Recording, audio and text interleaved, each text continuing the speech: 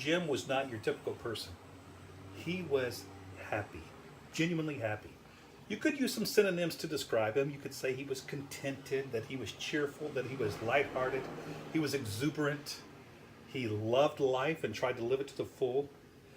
All of those terms fit this man, Jim. But why?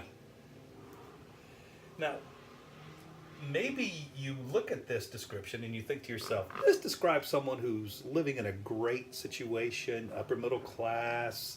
He has all the opportunities in the world for him, that kind of thing. That is not necessarily the case. I mean, don't you know someone who perhaps was born with cerebral palsy? Or I have a friend myself who was born blind, and he is a genuinely happy person. It's the old story of the wise man in India who sent some people off to find a truly contented man in his area where he lived. As they could go out to 100 miles, and they were to bring back the shirt of this truly contented man. Well, they searched and searched and searched, and finally, after 6 months, they came back and said, "You didn't find one truly happy, content person within 100 miles?" He said, "Yes, we did, but he didn't have a shirt." So the point is that circumstances do not necessarily mean that we are going to be happy. So who do you think for happiness? Is it genetics? Is it your mother, your grandmother, your parents, the way you were raised? Is your environment responsible for your happiness? Is God responsible for your happiness? You hear this a lot. Joy comes from Jesus, others, you. And as someone asked me recently, how do you live that way? How do you honestly live that way? Don't you have to work and provide? And what about when you don't like your job? Or what if you're having struggles with your spouse and there's troubles at home and there's all kinds of things that you're fighting with, you're fighting against as a family? How do you deal with all that? What do you do?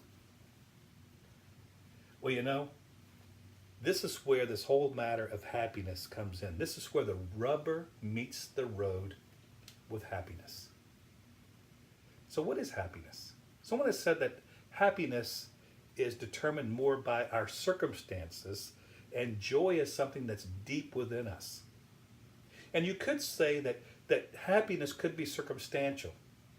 Let's say that you got a letter from the IRS that says, you know what, we made a mistake, and here's a check for $10,000. You weren't expecting it. Now, would that make you happy? For most of us, it would make us very happy. But what if you got a similar letter that said, oh, we made a mistake, you owe us $10,000?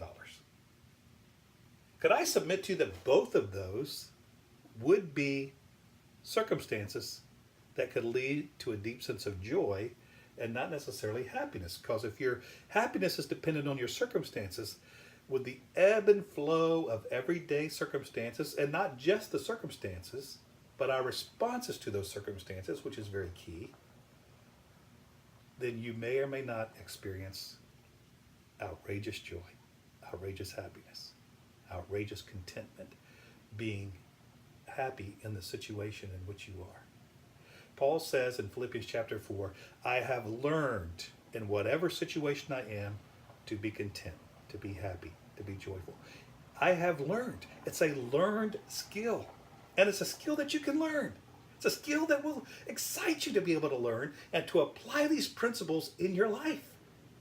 I mean, I am so excited for you because I want you to experience this kind of overflowing happiness and joy in your life as never before. Don't you want that for yourself, regardless of what happens? I mean, you see these bumper stickers that are basically the short synopsis philosophy of life. You know, he who dies with the most toys wins. Do they really? They still leave their toys here on this side of eternity. I mean, after all, when we die, it all goes back in the box, right? One way or another, it all goes back in the box. And so, while we have this short life on earth, God wants you to experience a real sense of peace and happiness. Think of it like this. Let's say that where you live right now, you were to stretch a line all the way around the globe to the next town over from you, to the west, the next town to the west over from you. Now that one line, that one ribbon that goes all the way around the world back to almost to where you are, that represents eternity. You will be alive somewhere for all eternity. All of us will. And how we live today affects how we will be living 400 years from today. And you know what? Our lives are just a millimeter on that ribbon here on this earth. We are just one small part on this earth. And yet we'll spend eternity experiencing the joy and happiness of the Lord forever. So, dear friends, I'm excited that we're learning what happiness is. That it's not dependent on circumstances. It's not dependent on other people. It's an inside job that will help us. I'm going to go into more detail in the next video describing for you exactly where happiness comes from. Stay tuned.